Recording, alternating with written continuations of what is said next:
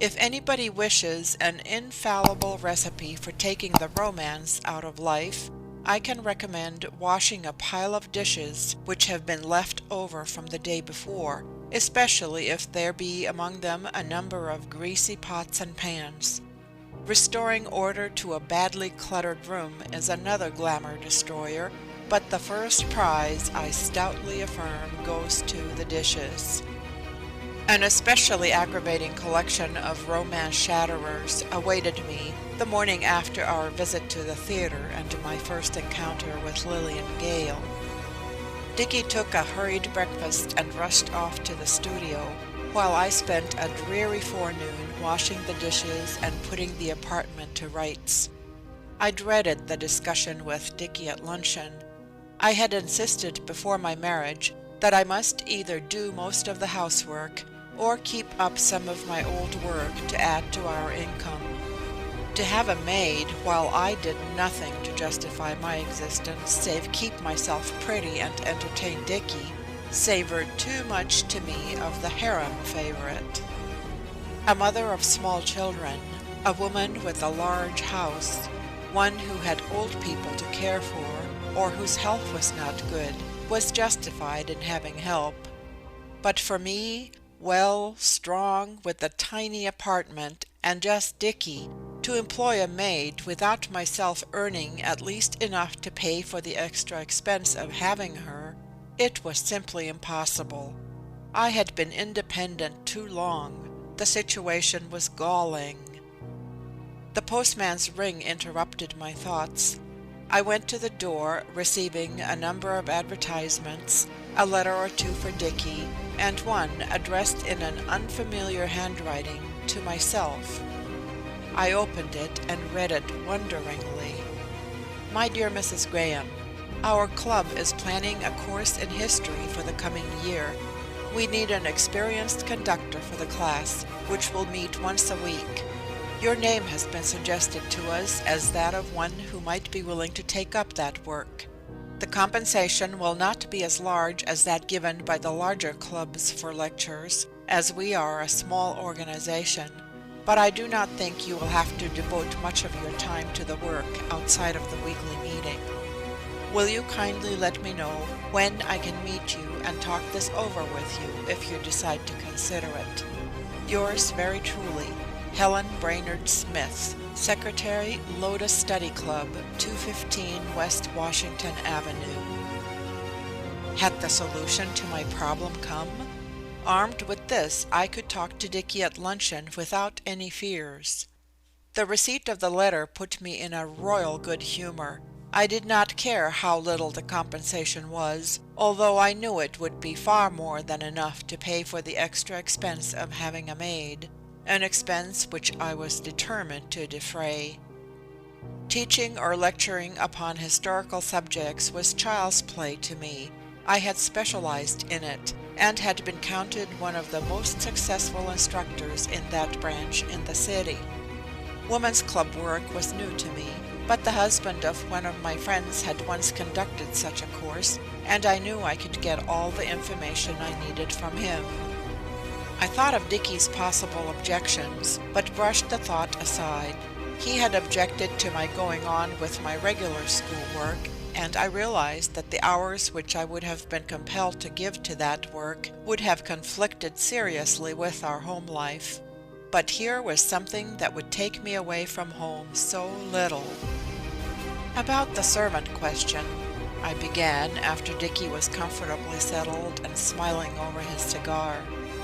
I will employ one, a first-class, really competent housekeeper, if you will make no objection to this.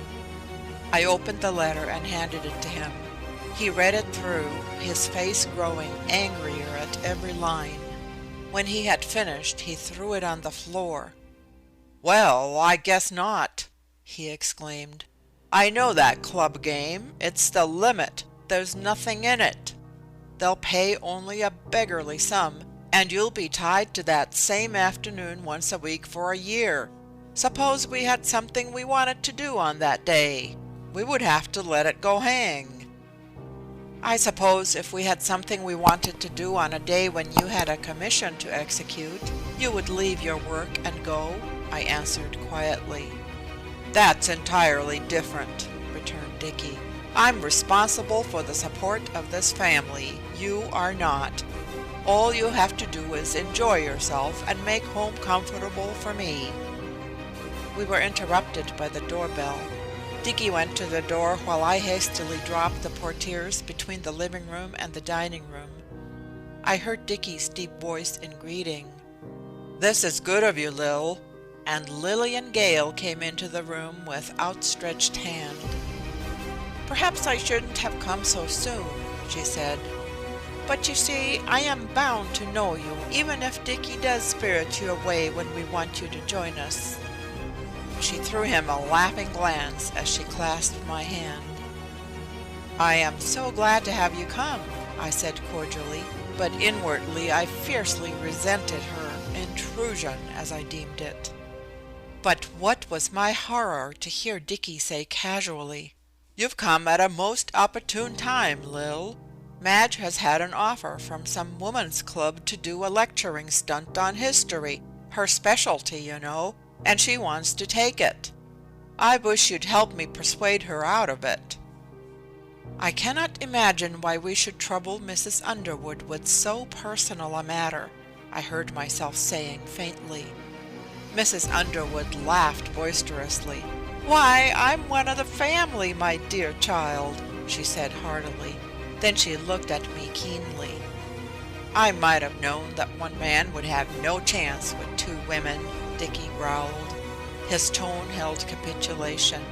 I knew I had won my battle. But was it my victory or this woman's I so detested? Don't let this man bully you, she advised half-laughingly. He's perfectly capable of it. I know him. By all means, accept the offer if you think it's worthwhile. All these husbands are a bit archaic yet, you know. They don't realize that women have joined the human race. Come, Dickie bird, she rattled on as she saw his darkening face. Don't be silly, you'll have to give in. You're just 50 years behind the times, you know. During the remainder of Mrs. Underwood's brief call, she ignored Dickie and devoted herself to me. There is no denying the fact that she has great charm when she chooses to exercise it. Dickie, however, appeared entirely oblivious of it, sitting in moody silence until she rose to go. You ought to preserve that grouch, she carelessly advised as he stood holding the door open for her.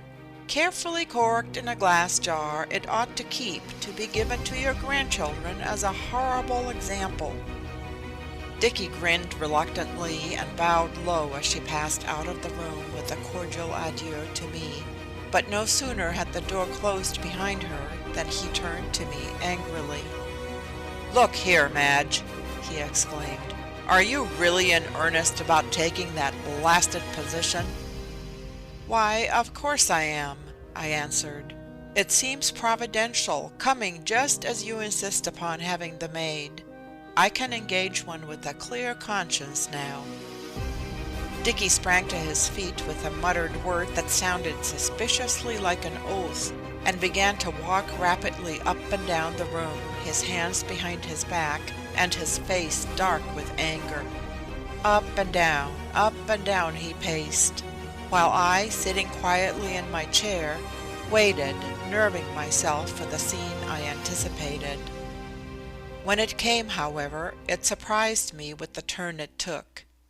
Dickie stopped suddenly in his pacing, and coming swiftly over to me, dropped on one knee beside my chair and put his arms around me.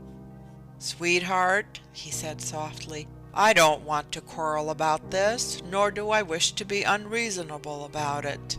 But really, it means an awful lot to me. I don't want you to do it. Won't you give it up for me?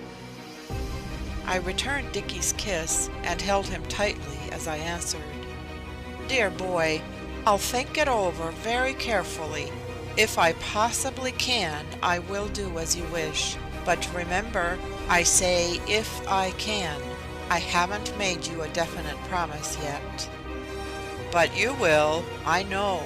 That's my own dear girl. Goodbye, I'll have to rush back to the studio now." Dicky's tone was light and confident as he rose. Life always has been easy for Dicky. I heard him say once he never could remember the time when he didn't get his own way. End of chapter 4.